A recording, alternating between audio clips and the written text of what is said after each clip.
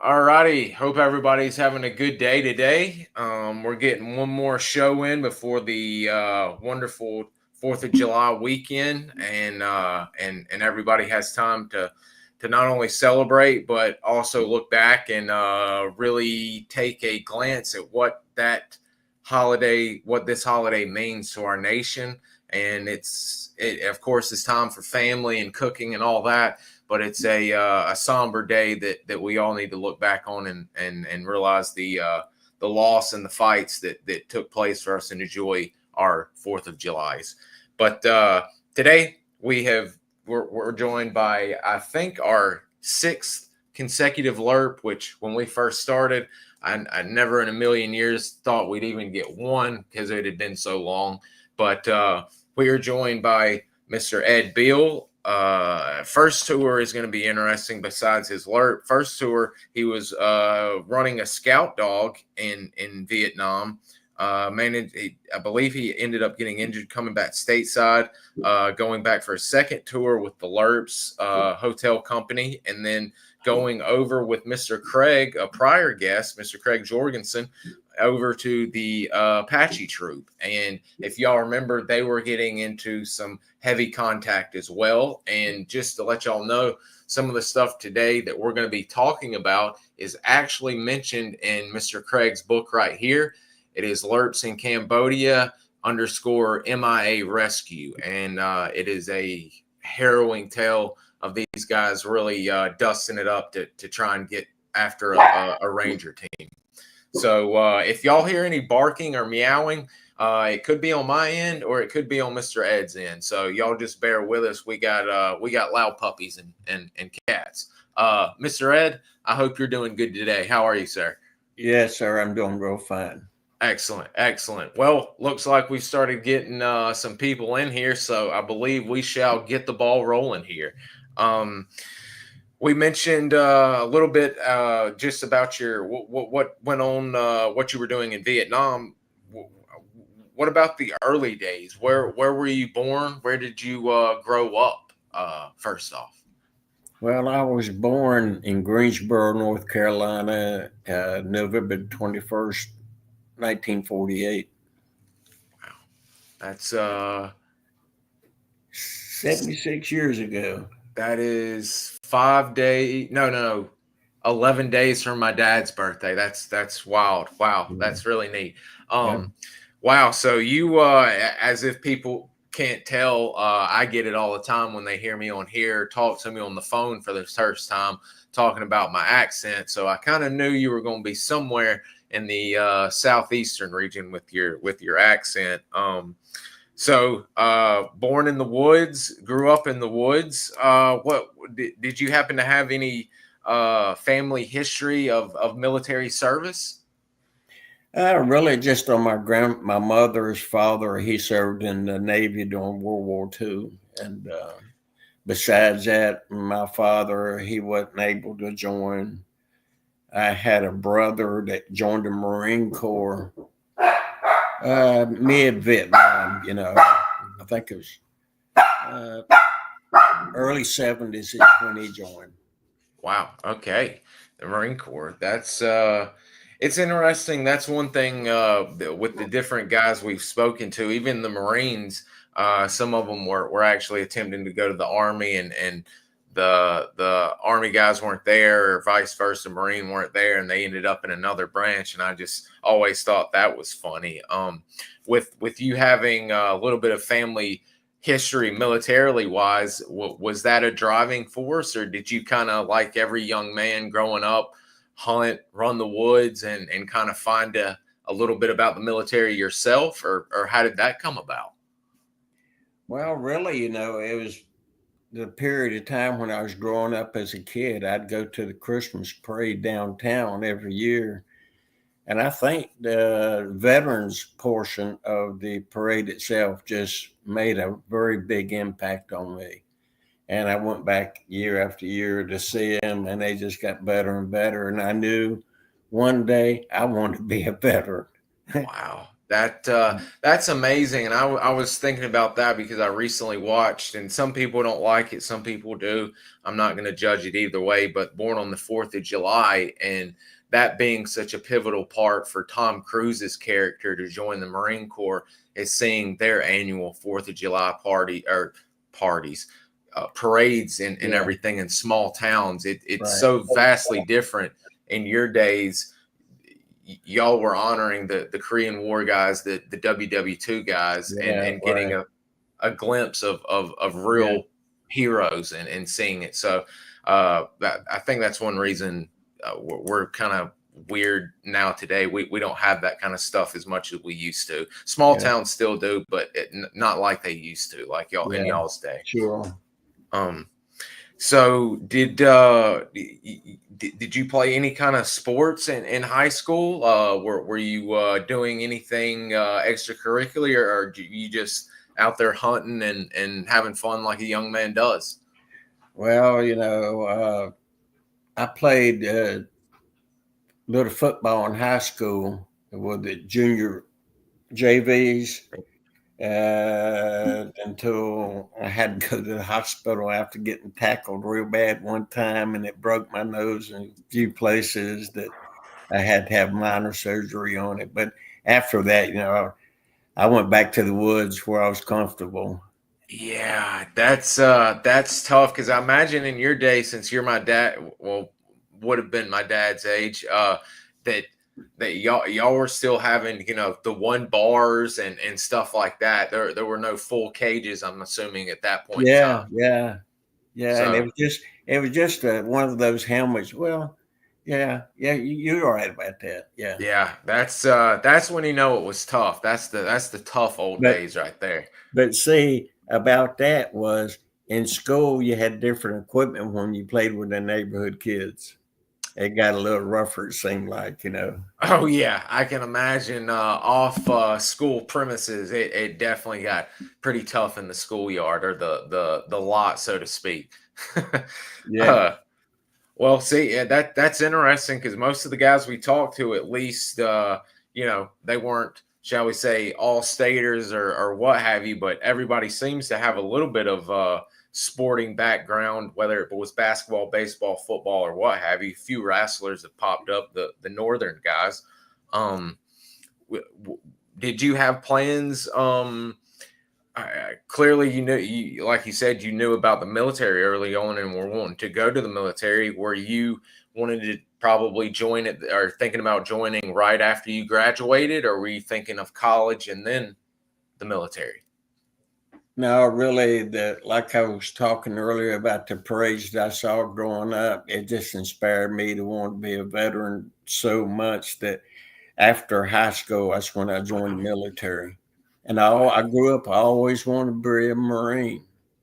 So I went to the Marine recruiter to get in. He said, sure, we'll take you in, but it'll be a couple of days before we get a load to go to Paris Island. I didn't want to wait a couple of days. I went next door to the Army recruiter, and I was at Fort Bragg that evening. Pretty bad. Holy cow! That evening. Yeah, that same evening. Boy, it's crazy the loss of manpower, but also had you gone in the Marine Corps, it would have just altered your timeline completely. But it's always interesting the loss of recruits Yeah, branches have by particular reasons. right. That's always interesting to me. So you were actually wanting to be a Marine, and they unfortunately missed out on a good Yeah. soldier, and you went with the a good Marine, I should say, and became a soldier. What do you remember? What year you actually joined and were sworn in? I joined in September 1966. Wow. Okay, so Vietnam is, I'm assuming, because the Marines had landed on the beach at Da Nang, it was already a bit in the news. But were y'all being inundated at this time with a lot of war coverage, or? No, not really. It was a lot of training and discipline and all other stuff that goes along with it. We're more or less focused on the new life we was getting into. and not really knowing what to expect. Oh But I man. knew when I went into the military, I had one thing on my mind. I want to be part of something special. And that's what I thrive for. Wow. So where are you first going for basic? Were you at Bragg? Did you say did you end up at Bragg for basic or? Yeah, I take basic at Bragg. Then after basic at Bragg, I was doing A21. I went to Fort Gordon, Georgia for what they call it airborne AIT. Mhm. And while I was at Fort Gordon, Georgia, they were recruiting for scout dog handlers at the time at Fort Benning. And I volunteered for that. And I went through the 3-month school of learning how to train dogs at that particular time and how to utilize them in the environment where we be working in. And it was a real interesting school. I enjoyed it very much. It's still pretty much so on my mind a lot. And That's interesting. We've only heard little tidbits of guys being around dogs, mostly Marines. Have the Fourth Recon guys early on having some dogs until they realized it was just too tough on them up in I Corps. But that's this is just very interesting. I think when we spoke, gosh, last month. It's already the first of a new month. That this was it about a 3-month long school or course for the Scout Dog program? it was 3 months. 3 months. Mm-hmm. Wow. And and like you said, you're getting a dog. And is there well, first off, this will answer a little bit of this question. I think you mentioned it to me, but would not be the dog you go to Vietnam with. No. No. No. Okay. So basically, you're getting along with it enough to where you can train and get proficient enough, but it's not going to be like the bond you're building when you get to Vietnam with that dog. Right. Yeah. Excellent. That And there at that particular time during Vietnam, I think the government asked for if people wanted to voluntarily donate dogs to the military. Because the dog I trained at Fort Benning, Georgia, he was from Lexington, North Carolina, which is pretty close to here. wow, They use them as that's like training devices, you could say. wow. That's interesting. And that's just another little tidbit of the. I mean, you think of today the MWDs that work with Delta Force and the Right. Navy SEALs and all of that, and here you're at the. I would arguably say Vietnam was really, of course, in Korea they had them in WW2, but I mean they were widely used in Vietnam, and seems like the beginning of a actual indoctrinated program here that you're participating in. That's Yeah. is you being a quote unquote scout dog. Would this training involve uh, how should I put this, IED threats, or is this just man tracking or sensing training? Well, the IEDs, more or less, we had the booby traps in Vietnam with wires and all kind of lines and everything, and all the different kind of traps that a dog could actually sense out more so than a human could. And that's how you learn to read your dog, really. Wow. And usually they, alert you by perking their ears up if they smelt something or heard something. And they can actually hear the wind going across the wire. And there's a lot of different ways they can alert the handler that something's up front here, so be alert. I mean, that's funny you mentioned about just funny ways of alerting. There was a SOG team, and this is one of the very few, maybe the one time I know of a dog being used on a SOG recon team. It was a German Shepherd, and he's out with a guy, and I think he was with a a infantry unit that was brought into SOG just for this reason, and they're going along and unknowingly there's an ambush set, and the dog's on point and just sits down, lays down, and won't move. And he's dragging him, come on, not yelling, but come on. He's not going to move. And finally, he starts dragging him off to the side of the trail. And about the time the dog stands up, all hell breaks loose. Wow. Yeah. Wow. I mean, those, like you said, they've got a sixth sense about it. Yeah, well, yeah, sure do. Wow. Sure do. With the and I imagine it's kind of awkward going from a dog that you're not going to be going to Vietnam with, and then meeting the dog you're in Vietnam with. But were there any tricks or little things that you learned that worked for all dogs that you worked with in country that you kind of took over to Vietnam and utilized with the dog you would be working with over there? Well, no, I wouldn't say it that way. You know, I always had a pet growing up, but just the difference in the two right there, I never knew I'd be working with dogs and it's just a different experience, you know, having a household pet than having a German Shepherd that might save your life and many others, you know. Just a different kind of experience. Wow. I mean, that is just the military working dogs have just always amazed me, and the handlers of course as well. So 3 months, and guys, if y'all have got questions that I've messed over on the schooling or working here, y'all get in on the questioning here. So in this 3 months, do you feel like you've gained enough skill, confidence, and such to be ready to go over to Vietnam and start your work? Yeah, I sure did. You know, and being in Nam with the German Shepherd I had, it was very easy to work with. We just stuck together real fast. Because like the dog I had at Fort Benning, Georgia, I nicknamed him Furburger because he was real furry, a German Shepherd. But it took me a week to get in his cage because all he wanted to do is chew on me. So wow, it takes a while to get kind of established with the dog. It took a long time with him. Yeah, get the pecking order figured out there. Yeah. Wow. And when is it pretty much after you finish those 3 months? Do you have any other schooling or stops before Vietnam, or you pretty much finish that and get a little bit of a leave and then off to Vietnam?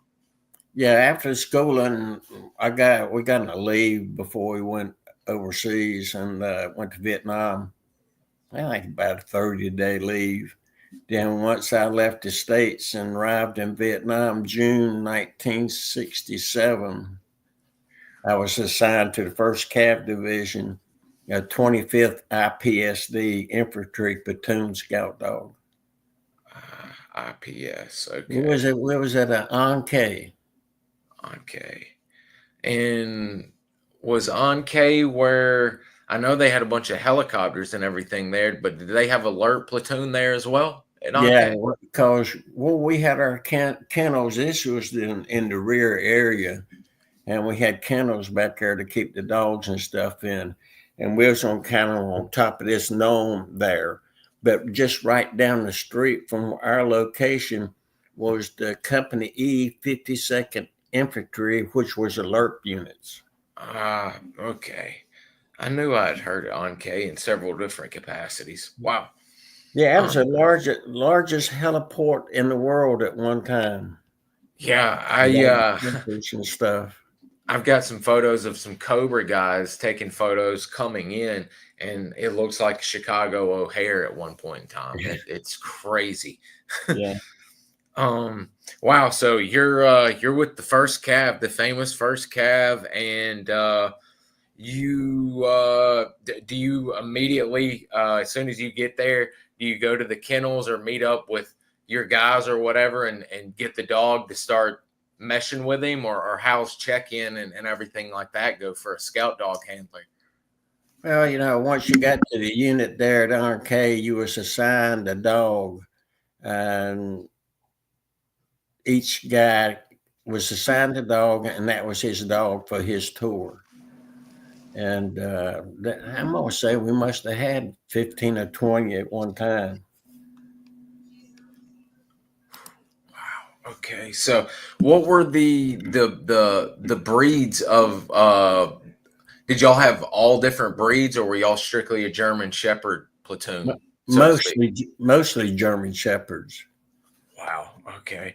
What was did I'm assuming like today and other dogs that these are dogs with prior handlers, prior platoons. They had been through the war already, so to speak. Yeah, sure. Yeah, Wow. yeah. Jeez. So a guy had him before I had him. Duke. Wow. The name of my dog was Duke. Duke. Beautiful Okay. German Shepherd. Wow.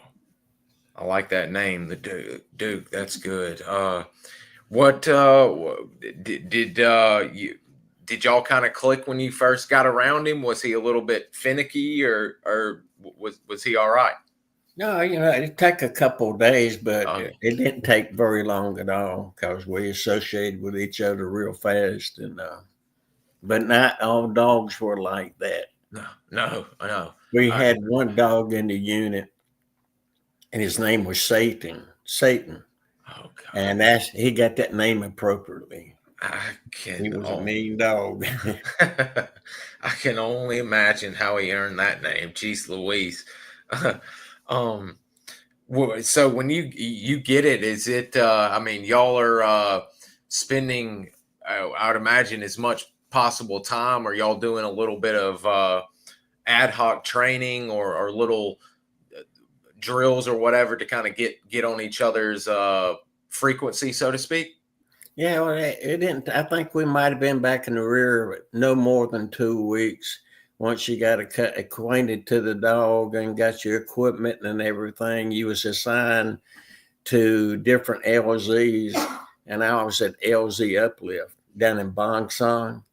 Ooh, that's definitely a famous area we've heard of from Billy Waugh and Mr. Paris Davis, where he earned his Medal of Honor at. Yeah, yeah. Jeez Louise. I just went blank on a question I was about to. What is going to be the typical loadout for a military working dog handler? Because of course, as I asked when we first spoke, water. I'm gonna imagine with Vietnam is going to be not only for you but for Duke, having water is going to be vital. What besides your personal loadout, Car 15, M16, what all are you carrying?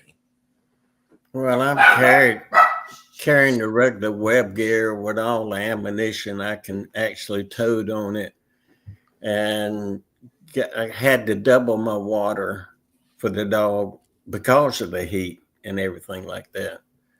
And I had to carry his rations and just my regular stuff. I had a Car 15, and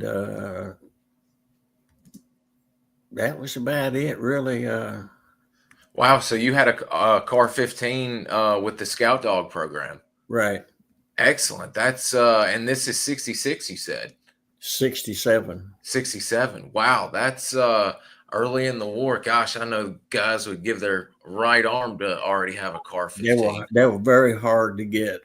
But they allowed our unit to carry one. So Wow. And was it we've heard from the SAW guys and everything, but was it all it was made out to be? Was it a awesome weapon?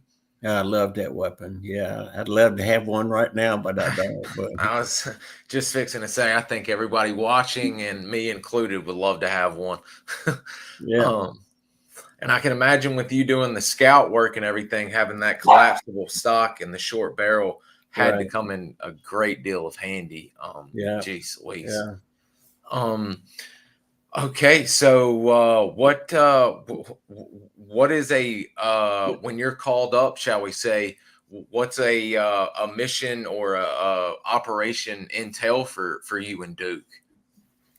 Well, let's see. The infantry companies and the first Cav, they would put in a request for a handler during different operations, and usually, if I went out, it's for about 4 days at a time. But then again, it still depends on the operations. Some could be a little shorter, but we worked on about 4 days. Wow. So you could literally get a call. I mean, what's the furthest you're going out and being dropped off to a unit with? I mean, are you going way out in the boonies here, or is it close to your LZ where you're stationed at? Or No, I'm out in the bush. I'm out there with the infantry companies itself, and my main job was to walk point for them. And some guys really appreciated me being there because they didn't want to walk point. But after you do it the whole year, you kind of get accustomed to it. I didn't mind it really, to be honest with you.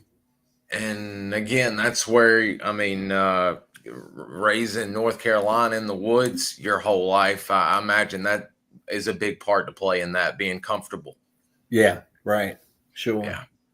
Wow. Yeah, I can only imagine some of the guys that have been walking point or what have you, and showing up and there you are at walking point, and they're like, wow, this guy and this crazy dog are out there letting it hang. Mhm. Let's see here. Yep, guys, I've got some of the LURP questions and all that we'll get into.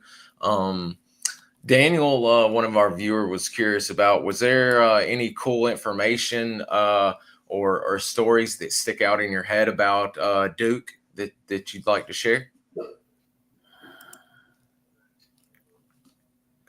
Well, like I say, I had Duke for the whole year, and he loved me, and I loved that dog too. And it was hard leaving him in country when I came back home the first time. But working with him out in the jungle was a pleasure.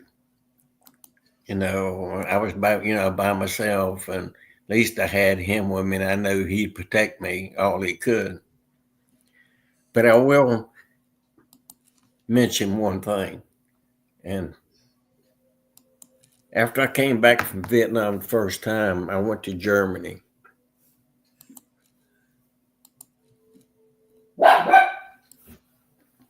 And I got a letter from my platoon sergeant.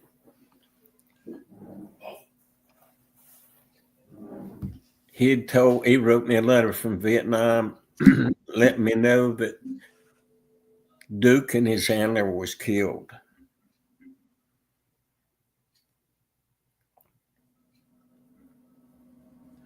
I'm sorry to bring that up, but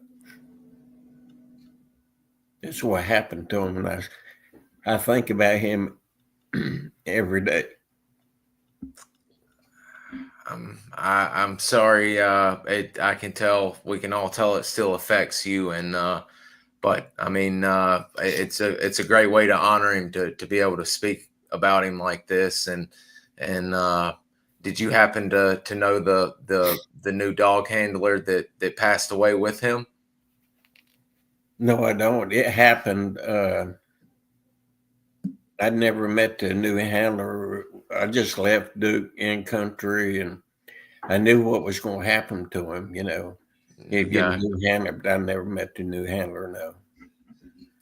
Well, we all hate to hear that, and it's especially tough when you get all animals, but especially when you're working with one that becomes almost like your personal pet and brother for a year long, and leaving them like that. Yeah, that is incredibly sad, and I hate you found out that way. But They the military working dogs have saved so many lives, and I can only imagine the amount of times he saved your life and other soldiers' lives while you are out there walking point. So that's just a testament to his life and yours, saving others. Yeah, it was good. It was a very unique experience, and I enjoyed it. Yes, sir. I can imagine that's a very unique thing because, like I said, I've never spoken to, read plenty about, but have never had the opportunity to speak to anyone who handled a dog in war. So it's sad. I know inevitably leaving your pet, but what an honor being able to be in that few rank of saying you were a military working dog handler. That's amazing. You just mentioned that you got injured the first time and had to leave. Was this out on an operation that you and Duke were on that you were injured? Yes, kind of fractured two fingers, and I was up in I-Corp around the mountainous regions and everything, and was out one evening. It done got dark that night anyway, and the terrain we had to traverse and everything slipped, and I cracked two fingers and had a cast on it. Just trying to take care of Duke, by lifting him to a certain position. And I bet that hurt. Jeez Louise. Yeah, all the guys are saying salute to Duke, and I completely agree. We've got one viewer that his dog, a dog, actually saved his entire platoon from an ambush in Afghanistan. So, wow, got a lot of viewers here that have actually been saved by working dogs. So wow, God, what a terrible way to be injured. But helping Duke out, that's a good way to be injured. What's that like? Are you immediately? Do they try and see if they can keep you in country, or they know immediately with what's going on that you got to get back stateside to heal up and have surgery? no. No. Everything was fine. I just wore a cast for probably maybe a month. Oh, okay, not too bad then. I never had to leave the unit or anything. I was just disabled for a few weeks. Wow. Okay. Dang it! I knew I'd forgot something about Duke, and this is going to pop up later as we're transferring. I always thought and was curious, and people are going to end up asking in the comments if I didn't ask. But when I ask, how in the world did you let Duke drink water? Did you pour it out? Did you try and find a stream? And I'll let you pick up on that on how you get Duke water. Well, sometimes if you're lucky enough, you can run across a stream or you forge in one or something like that. And that was a good opportune time, for him. Then usually I take my helmet off and pour water in it and let him drink out of it. I loved that part. I said, I didn't even think about the steel pot on top of your head right there. It's the perfect bowl. Gosh. Okay. So you get injured, and what you're there for quite a while because I think are you still with the scout platoon whenever Khe Sanh and Tet occurs, or are you already LURP by then?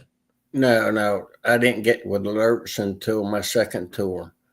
But I was, this was during Tet, 1968. The first Cav moved from Bang San, and I went up to Khe Sanh under Operation Pegasus. Oh, God. Part of the first Cav, the 7th Cav, went up to I-Corps, and we kind of made our way into Khe Sanh. That was April 1968. I think I was about the second or third American, Army soldier that walked into Khe Sanh, I bet that looked like a wasteland coming in there. Yeah. Yeah, it was something. A lot of different terrain too. There's a lot of mountains and everything like that. And, I imagine it's eerie seeing nothing but the high ground surrounding oh the yeah, base. I mean, yeah, really.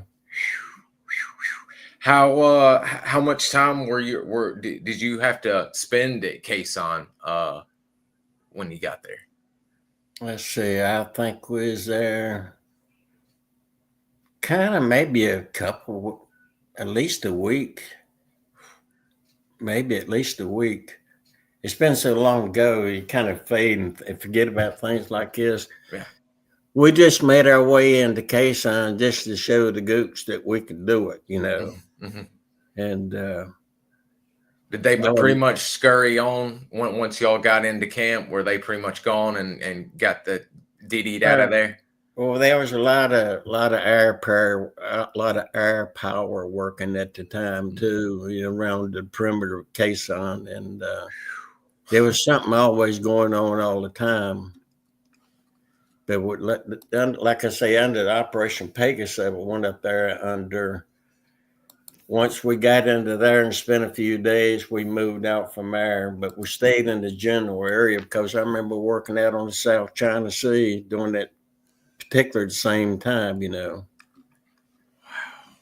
Jeez Louise. Pegasus, I've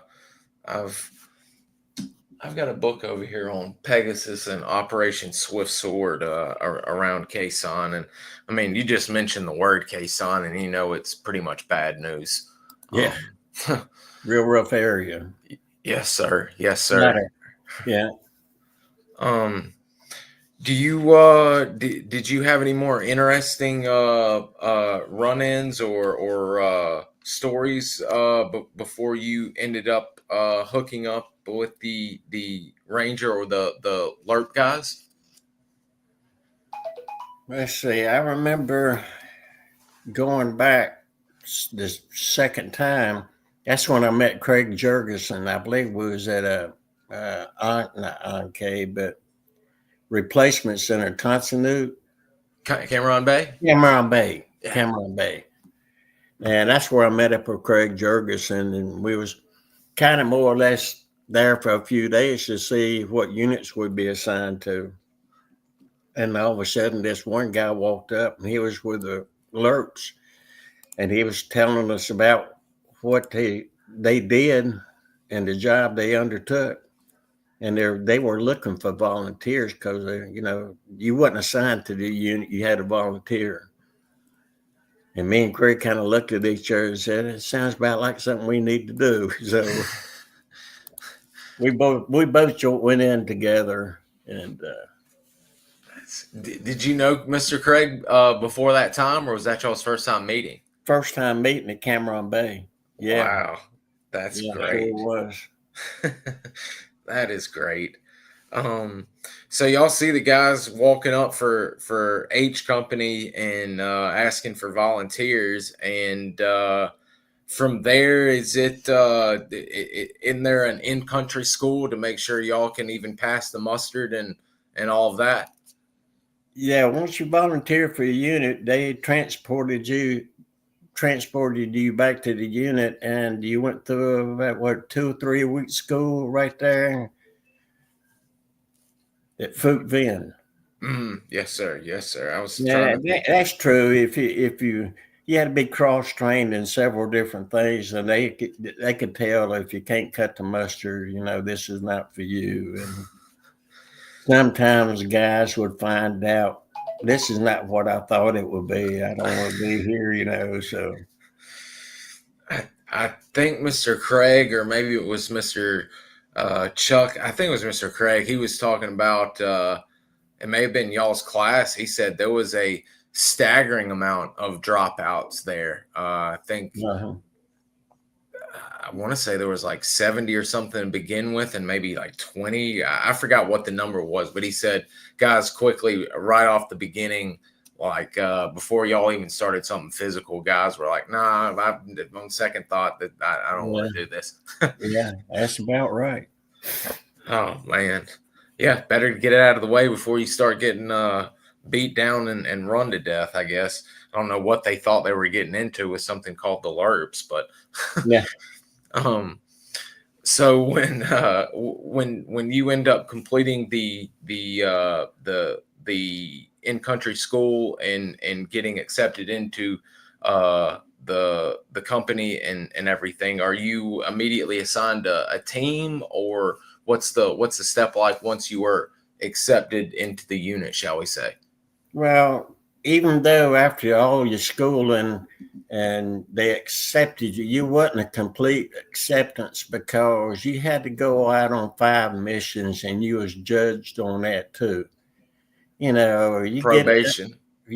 and probation, and if you couldn't cut the mustard and something like that too, they were, you got to go, son. You got to go. So Wow. That I suppose though that is actually a really good thing to keep guys thinking, from getting a big head and thinking I'm in, I've passed, and I'm good to go, and making sure in 5 missions, because yeah, as we'll find out, and guys, if y'all have read any of Mr. Gary Linder's books, these LRRP missions can get quite hairy very quick. So yeah, if you're not cut out for it, this ain't gonna be good for you. So probationary period of 5 operations. Are these operations, are these all new guys on a set team, or are you already set on a team and they're checking you out, and once you pass probationary period, you're on this team? yeah. You once you did your 5th mission and they judged it. Well, he's good enough to be with us, so you was assigned to a team. Sometimes you'd probably be the team you was on at the present time. You just stayed with that. But we kind of switched up a lot. You didn't have one set team you'd be on. It switched up a lot. Wow. Then again, they wanted to actually have 6-man teams. I think I have spent a couple of missions with 6-man teams, but see, it all depends on the people in the unit. That's the reason they had to ask for volunteers. Wow. Five Okay. man team was about usually what we worked. Yeah, and it seems like reading or talking to someone later on that they actually tried attempting some heavy teams to where they went up to maybe like 12 or 13 guys on some. I think Gary Linder had a big operation to where they were in like a 12 or 14-hour battle, and I think they were a 13-man team.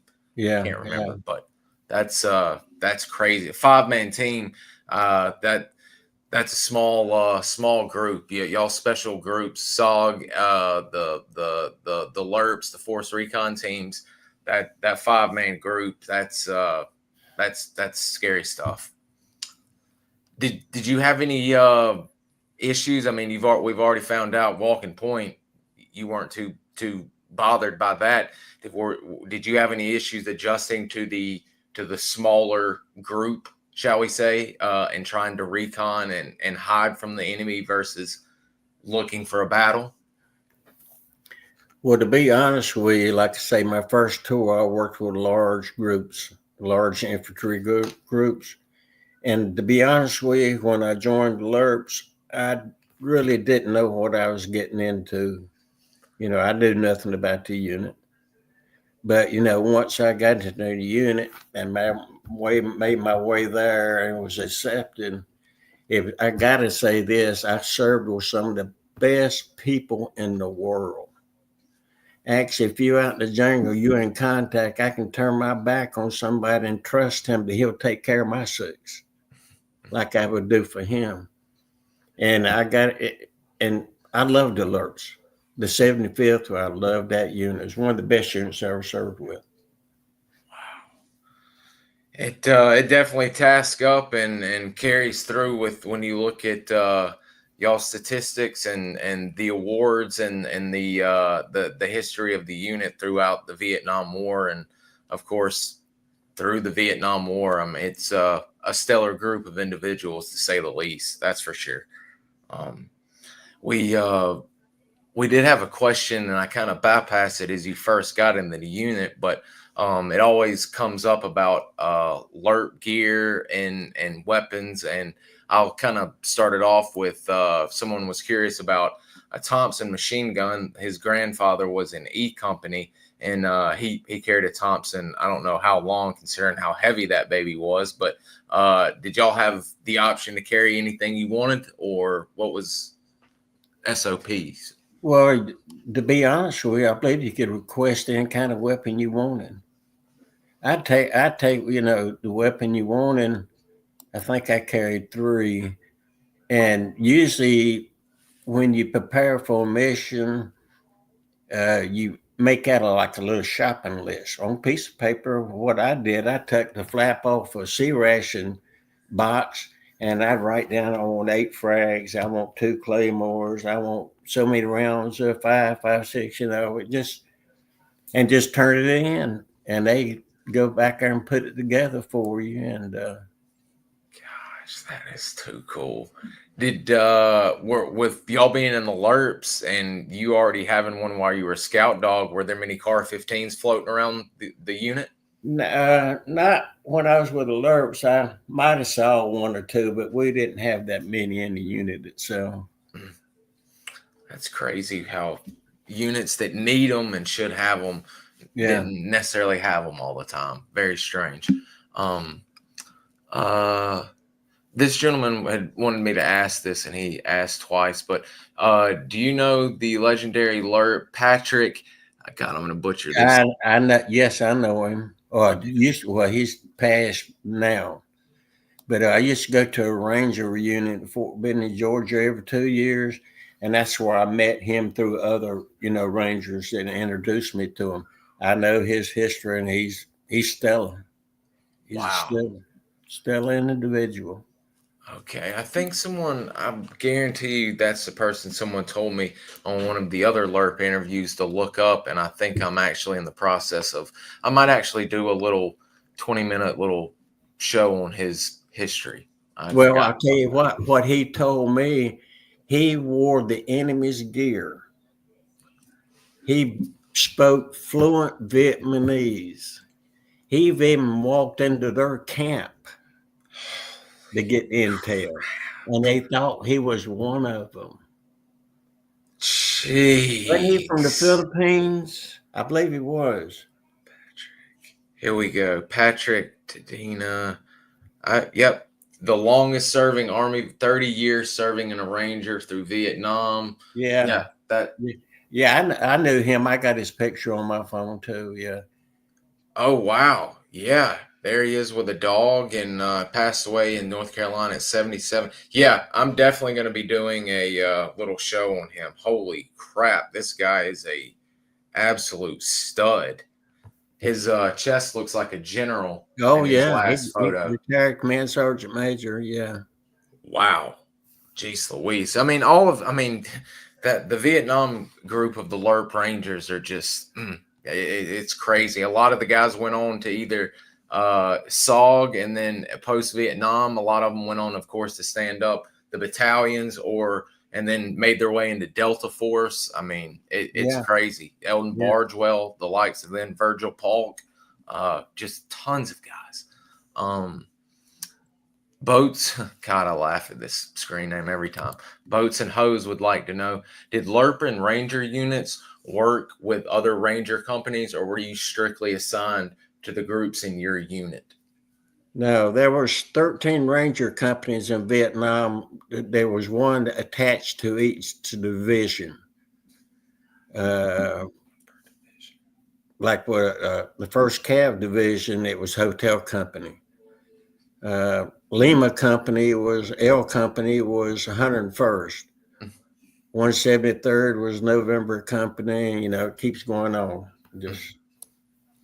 That's been the thing that's messed me up, and I finally got a book that lays out each number and the corresponding division that it goes to. Right. I've always messed that up. Okay, back to LURPs here. I got caught up in the comments.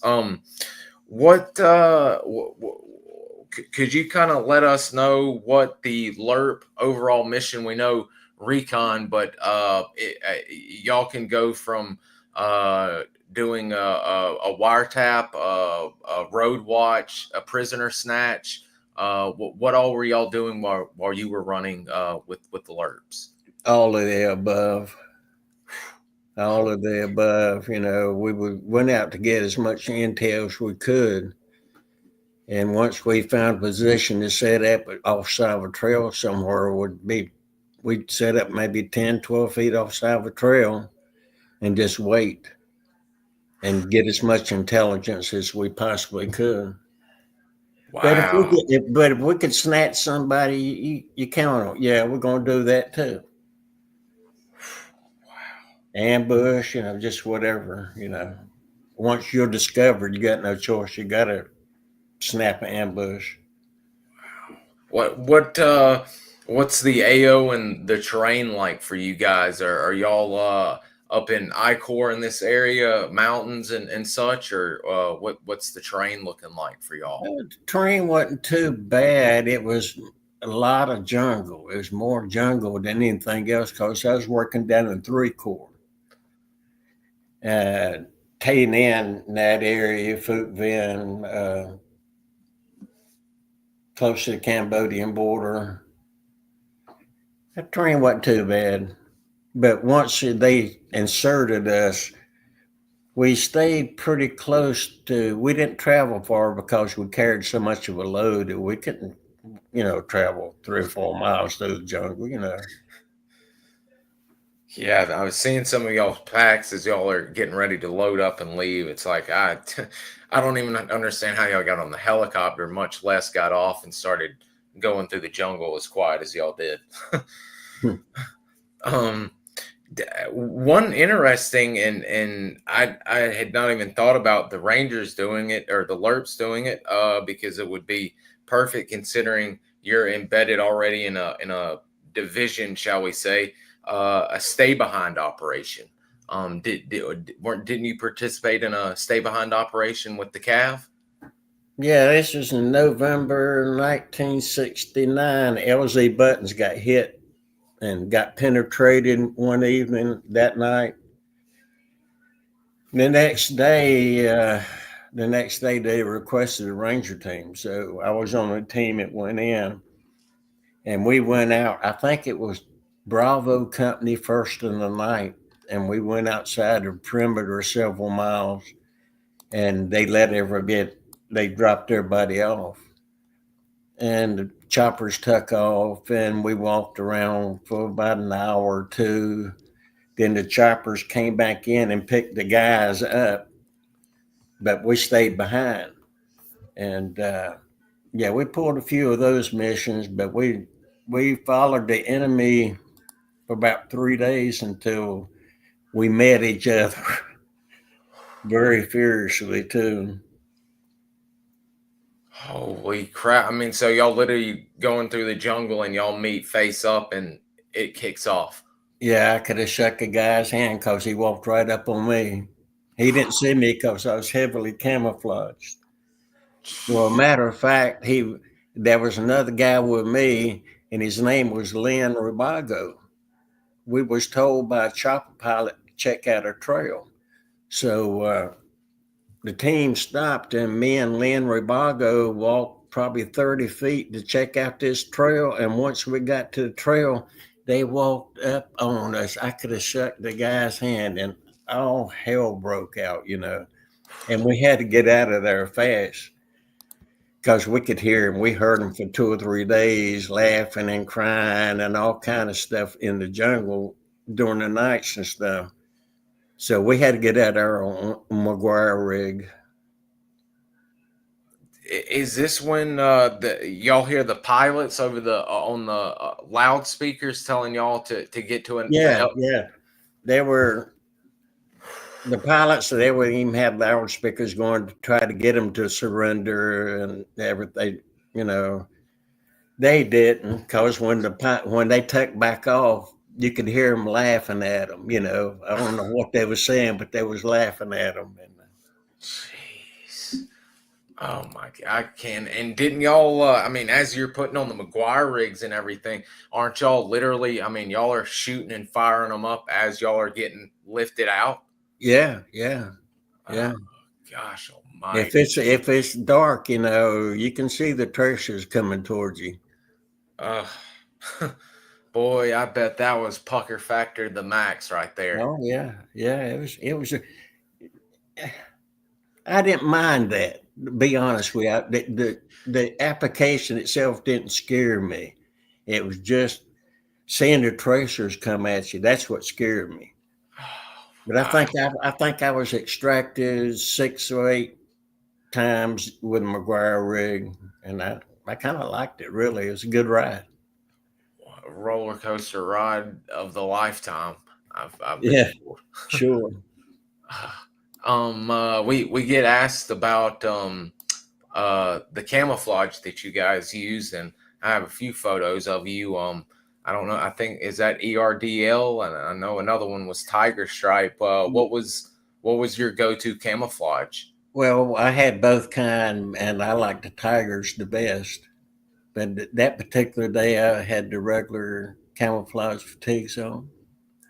Your M79. Well, I gotta imagine that thing is heavy if it's slam loaded with 40 Mike rounds. Yeah, I had a chunker vest. That's what I called it. I cut the stock of it off and took a canteen pouch and cut the bottom of the canteen pouch and used it as a holster. It was just like a pistol, but chunk those rounds out there and everything. Like a big old pirate gun. That Yeah, yeah. gosh. See, guys, y'all think the Navy SEALs and all of them in Afghanistan like to say they were the first to do it, but if you notice right there, the SOG and the LURPs were doing it long before the SEALs were doing it. That's right. Long before. Um, how and I've got another good picture, but how much do you, on average, if you take away the M79, because I don't know if you were wearing it every operation, but what was your average weight going into the bush to start with? I'm trying to see. I got the chunker vest on. I carried a 45 M16 chunker. You had to carry ammunition for it. I think I had 6 or 8 different frags, and you had smoke, and you had 2 claymores. Each team member carried 2 claymores. You know, that turned out to be one of my best weapons in Vietnam. I loved that thing. The Claymores? Yeah, once we found a position to set up in, we'd lay our claymores out for our own protection. But if we had a large group to come in, sometimes we had to perform at a spectacular ambush. Yeah, every man carrying 2 Claymores. I can only imagine the fury that y'all could release on somebody that were trying to get in on y'all or just doing an ambush. But I can't get over that. That looks like that is one heck of a load you're humping. Well, my pack, I'll put it this way, my pack was so just the pack, it's not counting the web gear. My pack was so heavy, I had to sit it on the ground, and I had to sit on the ground, put my arms in it, and be lifted up. Then they put us on some Army mules and towed us from our unit to the helicopter because, we're carrying a lot of stuff. But usually on the teams we had, we'd carry one SKS. And we did that because the enemy tried to communicate with ourselves with a gunshot from an SKS because you could distinguish a sound from a 16 and an SKS. And us having the rifle on our team, if we heard a shot, it used to be early in the morning, we'd shoot back. And we wait for them to come right to us. Jeez, that's ingenious thinking. And it worked every time. Jeez Louise. That oh man. Did y'all besides carrying the SKS, we've heard of a few teams carrying AKs or whole teams using AKs. Did y'all ever use AKs or did y'all just stick with American weapons full out? No, we usually stayed with American weapons and yeah. It's all the horror stories of bad ammunition would give me enough second thought on the AKs. I guess if you got them through American channels and all of that, they're trustworthy. But if I had access to CAR 15s and all that, I think I'd still go with the Americans. Oh man, this was a great one. I completely missed these two questions. Did your teams or anybody in y'all's company, did y'all ever get to set up any of the sensors to listen to the trails or anything? No, we didn't. Our unit didn't handle anything like that, but I've heard of other units doing that. Yeah, we've seen some that you've thrown from the aircraft, or the Right. little wiretap ones, or Right. the little pieces of dog poop or whatever that, Yeah. that they leave out there. I don't see how that one would work all that well, but yeah, they had some crazy James Bond stuff going on there. Here we go. Wait. Point man. I guess. Well, yeah, that's a good one. Have you ever heard of dogs being used in LPs and OPs? Sappers would have a hard time getting past that nose if the wind was right. Yeah. Really. No. I never.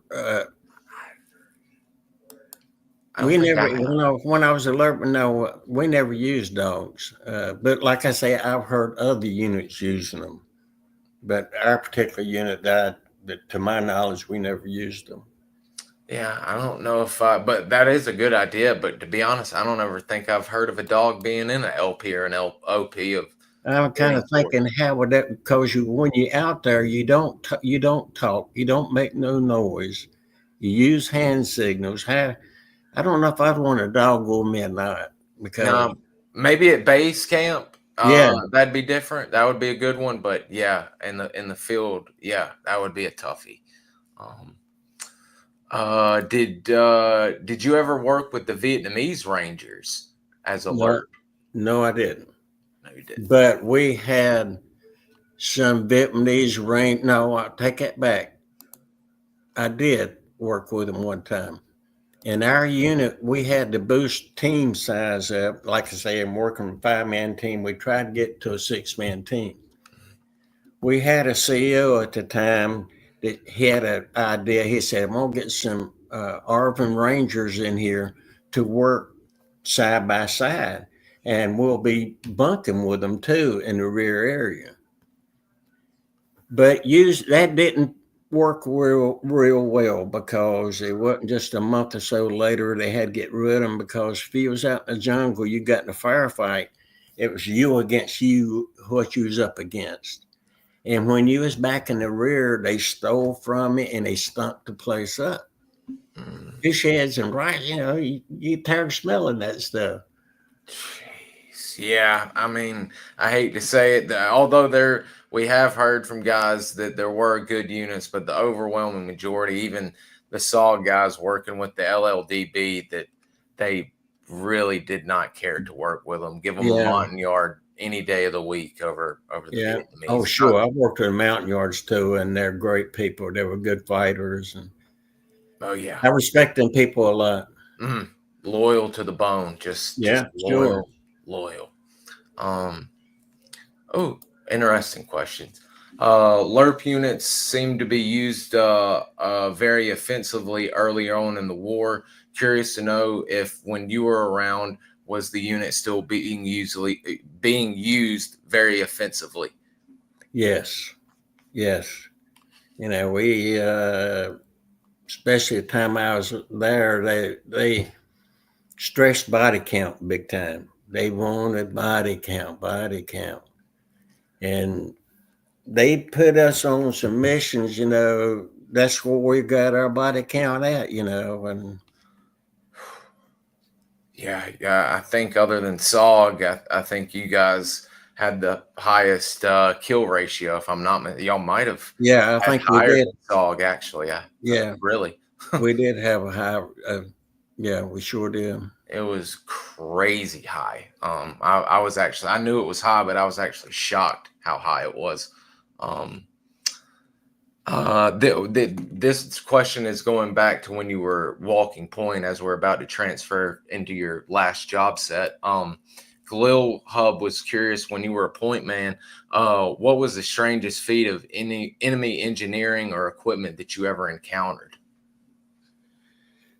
Some of the bunker complexes Mhm. that we encountered, it was ingenious. They could build anything out of anything. And some of the bunker complexes and the weapons they used, that was made out of nothing but bamboo and little string and chewing gum. You got to be careful, And That's one thing people like to, all these young kids that never took history, because they're not really teaching much history these days, don't really understand how well versed the NVA was in battle, how strong they were, and how ingenious they were, and battle hardened they were. I mean, yeah, they made that damn Ho Chi Minh Trail from North Vietnam to South Vietnam and walked it, or rode bikes, or if they had trucks. I mean, these guys weren't any jokes. I mean, yeah. Well, just like Vietnam's a small country anyway, and it's divided off into 4 different corps. I think the only corps I didn't work in was the Delta. But anyway, down in 3 Corps, you encountered a lot of VC. They're sneaky. There's not so much MVA. I'm not going to say they wasn't there, but not on a large scale. But the farther north you went, you didn't see the VC anymore. You was up against hardcore NVA soldiers. yeah. That's and guys, if y'all don't know about the corps, that would be very interesting stuff for y'all to look into. Navy SEALs were down in 4, worked a little in 3, but the Army was all over the place. The Marine Corps was up in I Corps and 2 Corps, so it's very interesting. And of course, I Corps is at the north of the South Vietnam, right at the DMZ, 2, 3, 4, and so on. So, okay, yes, and now how long do you spend with the LURPs until it comes time to you either make the decision or find your way into the Apache troop? Well, after Craig's team got shot up in November '69, he left our unit and went with Alpha Troop. Over time, he'd come back to the Ranger units because he knew a lot of people, and we'd see him. He'd always try to talk me and come to Apache Troop. It took me a while, but I decided I've had enough of this. Let me go over with Apache Troop. And he said, it's so good. You use your home about every night in your own bunk.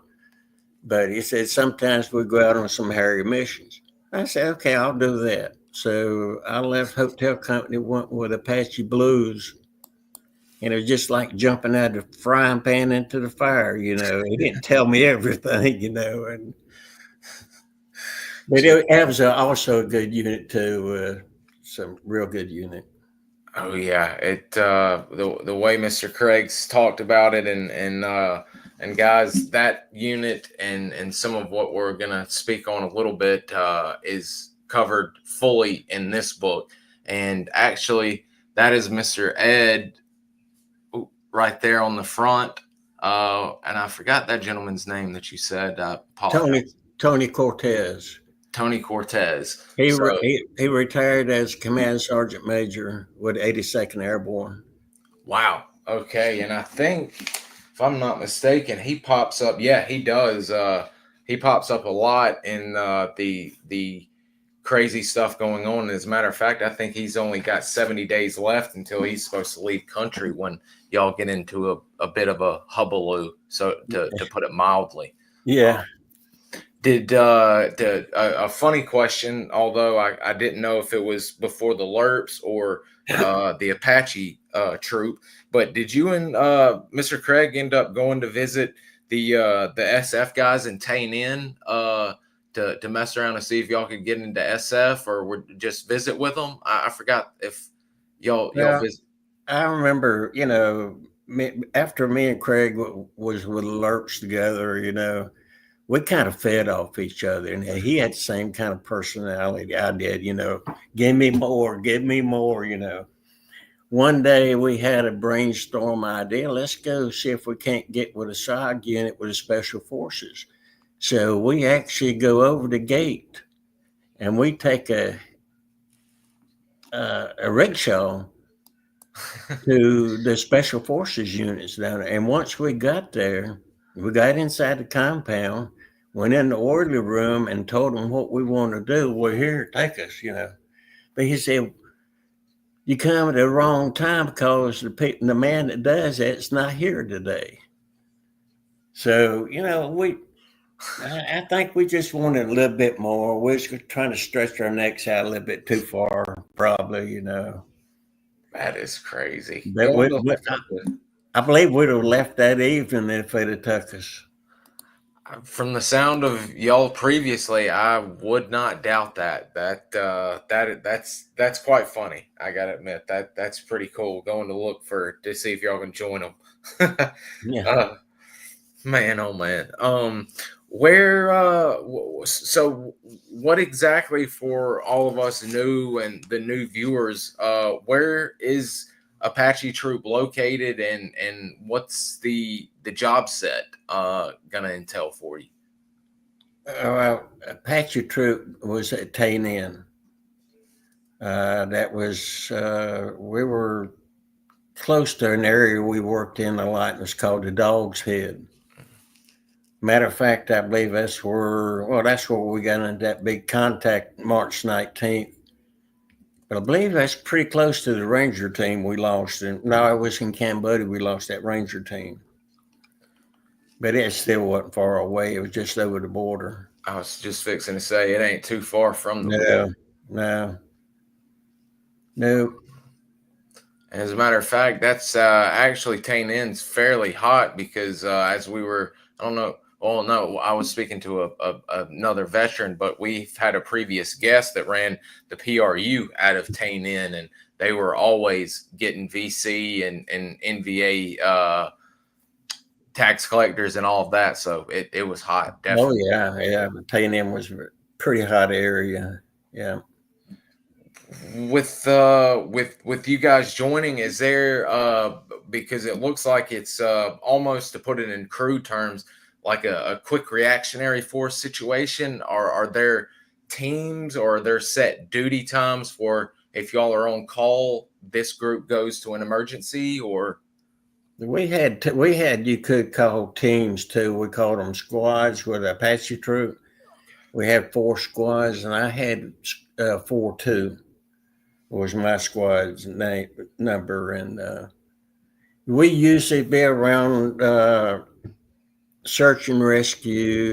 We had a lot of down choppers we had to take care of, when the moment arose. And if we wasn't doing that, was out in the jungle looking for things or walking trails and seeing what we could find. And I remember one day I was walking point down this trail. On one side of the trail is a lot of bamboo. I'm going to say bamboo, probably 10 feet tall, but something didn't look right. And I veered off that trail just to go in the bamboo a little bit to see what was there. And all of a sudden it opened up. And what it was, we found the city. It was the largest cache of the Vietnam War found at that time.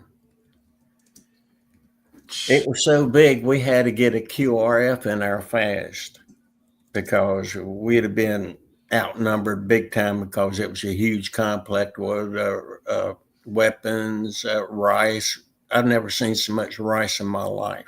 God. And once I walked up on it and looked under this one kind of a tarp over the rice itself, they were buried in deep holes, and they had a tarp over top of them. And I looked down this row, it must have been 10 or 12 large tops. There were large areas that where the rice was being stored in.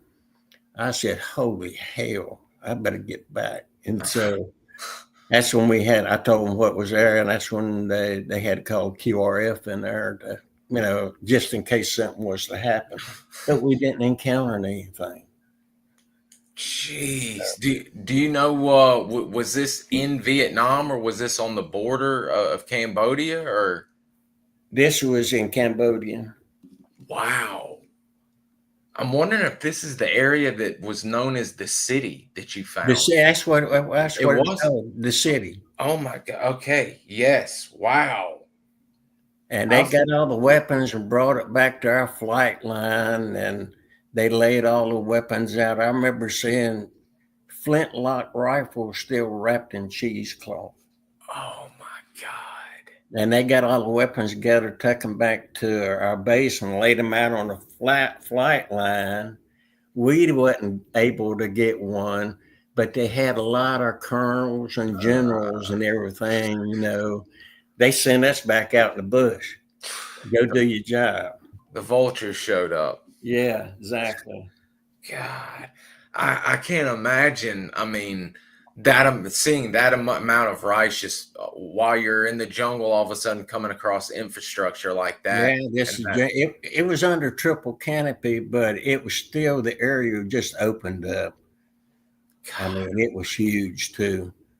And like I say, at that particular time, it was the largest cache the Vietnam War found, but they found another one later on. I believe it was called Rock Island East, mhm. and it was bigger than the city.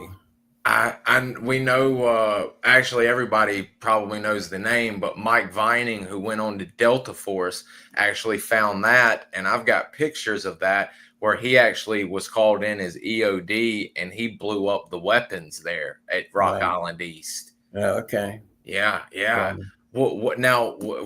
With all of that rice, what in the heck did y'all do? Did y'all airstrike it, or what? What? No, they chinooked. They had a chinook that worked in that area for about 30 days, hauling all of the rice out of there and giving it back to the Vietnamese people. This Wow, was a major supply point. What this was. that's the first time I've ever heard anything like that. That's pretty cool. And I mean, it's going to be hard to even guess, but I mean, would you put this in the tonnage Oh yeah, amount? yeah, and the tonnage. Wow. I mean, that you got to figure that's a lot of manpower. Not just gardening, but that's feeding a lot of manpower. Sure, sure. Holy jeez. And then I can't imagine, like you said, the arms that y'all must have laid out and the ammunition. I mean, holy cow. And thank God y'all didn't run into anything. Um but I believe that, you know, we're getting close here to our hour and a half time limit, and I'd hate to ruin Mr. Craig's book.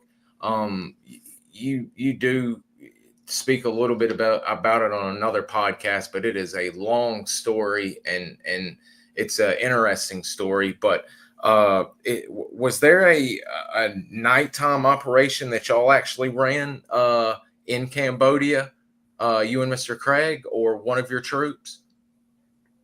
Uh, well, now I remember from the book itself. You know, once we went to Cambodia, where that ranger team got shot up, and you know, the two guys we couldn't get out of there. Me and Craig, once we set up a perimeter, me and Craig went out on our own because we knew these guys. See, the rest of the guys with Apache Blues didn't know them, but they were there to help them. But me and Craig knew them personally. Oh, wow. And so once we got word that the Ranger team was in contact, was in contact, and the radio was shot up, and they didn't know where they was out, they come told me and Craig what was going on late one evening. And so me and Craig got together. He said, I'm going to go to the pilots and try to get some pilots to volunteer. And I went to the Blues to try to get the guys, see who would volunteer to go out looking for them. And that's what happened. Wow. And I can't just guess it, but I gotta imagine there weren't many guys that were declining the opportunity to help y'all out. I imagine everybody was eager. I knew. We didn't need a we didn't need but a couple of birds right then to try to find these guys. And I knew who to go to. Would you mind going out? No. Jeez, that's a testament to American soldiers helping fellow soldiers out right there. I mean, and you guys having personal knowledge and them being with y'all's former unit. I believe they were H Company Rangers, or LURPs, if I remember correctly. Yeah, yeah. And see, once we got on the ground and set up a small perimeter and everything, and there was I think a bird from hotel company had dropped off some guys too. Charlie Ochoa, we was there at the same time. Charlie's a good friend of mine also. And but like I say, me and Craig just went out on our own looking for these guys. Like I say, we knew them, and we did what we could, and we weren't successful. But I mean, with the odds y'all faced against, I mean, it was an uphill battle. And not having radio contact, I mean, that's just the hardest thing to go against, not being able to remotely communicate and get somewhat of a bearing to where y'all can at least get a direction to start going in. It's a tough part of the story in the book, but y'all are at least somewhat successful. I would say successful. I know you're a little bit hard on yourself saying that y'all weren't, but y'all were. But it's just a sad part of war and how that happens. But much testament to you and Mr. Craig and stepping up the way y'all did. I mean, just on y'all's own going like that. I mean, that's bravery that knows no bounds, you guys. Is this the awards? I think I've got a photo of you from Apache Troop. Is this awards from that particular mission, or was this another mission that you earned? No, that's me on the left, and the guy in the middle was Dwayne Blower. He was my M60 machine gunner, and to the left of him is Craig Jerson. That's when we got the Silver Star Impact Award. We didn't have to wait months to get it. We got it within days, probably about 3 days. A 3-star general come down and pinned it on us. Wow, a 3-star coming down to see y'all. Jeez Louise.